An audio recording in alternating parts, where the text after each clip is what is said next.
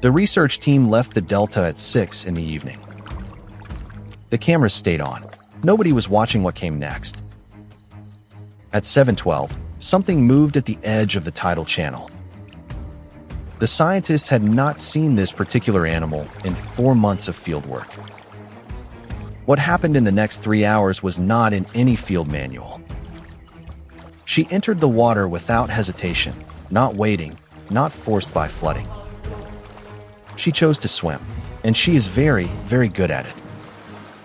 This is a tiger in the sea. Not a metaphor, not a mistake. A Bengal tiger in a saltwater channel at low tide. She does this every single day. She always has. The Sundarbans sit where the Ganges meets the Bay of Bengal.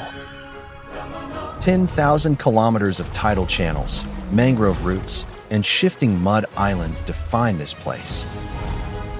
No road reaches here. No clear path for any animal larger than a water monitor. Except her.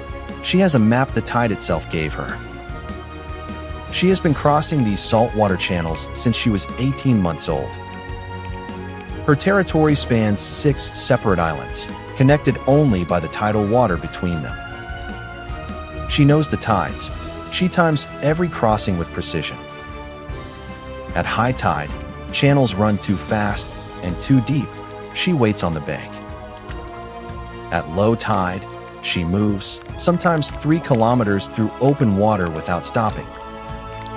Researchers fitted her with a GPS radio collar in early 2024. What that collar recorded rewrote what we thought we knew about where tigers can live. Her average daily range, 22 kilometers. At least 8 of those kilometers were in water. She is not a jungle tiger who happens to swim when she has to. She is a semi-aquatic predator who uses the land between channels as resting ground only. Now look at her body compared to Bengal tigers in the inland forests of central India. She is 15% lighter for the same body length, compact, efficient, built for water. Her paws are slightly wider, with a broader web of skin between the toes. She did not choose this shape. Her ancestors did, over hundreds of generations in this delta. The Sundarbans tigers are evolving, in observable ways, towards something genuinely new. The camera catches her hauling out onto a mud bank on the far side of the channel. She shakes salt water from her fur with 3 hard shoulder rolls, a behavior no inland tiger uses. Then she does something no inland tiger does as routine daily behavior. She dips her muzzle into a tide pool and drinks from the brackish water. Not fully saltwater tolerant, but measurably more than any other tiger population on Earth. Now see what she hunts here, because it is nothing like what any tiger documentary has shown you. She moves to the edge of the mangrove root system and goes completely still. The incoming tide pushes fish into the shallow water between the roots. She has learned this pattern. She watches, still as driftwood, then one paw strikes into the shallows. A large catfish flips against the mud. She pins it and bites once behind the head. She eats it completely, beginning at the head, methodical and calm in the ankle-deep water. She hunts crabs here too. Freshwater turtles stranded by the receding tide. Monitor lizards in the roots. Her diet is 40% aquatic or semi-aquatic prey, impossible for any other tiger population on Earth. This is what isolation does to a species, given enough time and enough tidal pressure. The Sundarbans Delta is sealed. No tiger enters from outside. No tiger leaves and returns. For thousands of years, this population has been solving unique problems with unique solutions alone. 3 weeks later, the cameras record something rarer than the daily swim. A second tiger, a male, swims the same channel from the opposite direction at dusk. They meet at the mud bank on the western island. They smell each other carefully. No confrontation follows. He was at this bank 6 months ago. She remembers his scent exactly.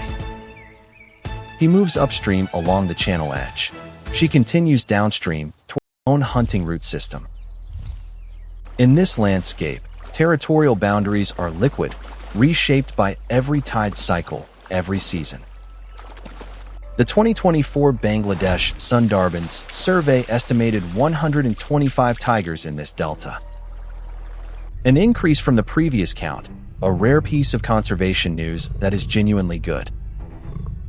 But rising sea levels are swallowing the islands. Salinity is killing the mangroves from their root systems. The very habitat that made these tigers extraordinary is shrinking under their paws and their swimming strokes. She crosses back that night.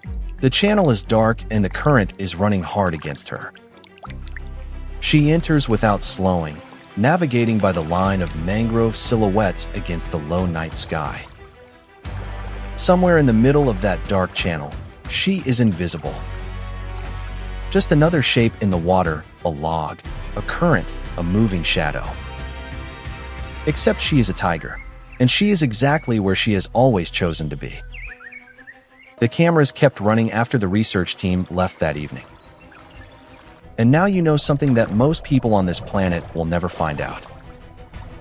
There are tigers swimming in the sea right now, not sometimes, not rarely, every single day. They were always there. We just were not watching the right channels when the tide went out. Now that you know, look at every tiger documentary differently. Because the ones in the jungle are not all of them. Some are in the water,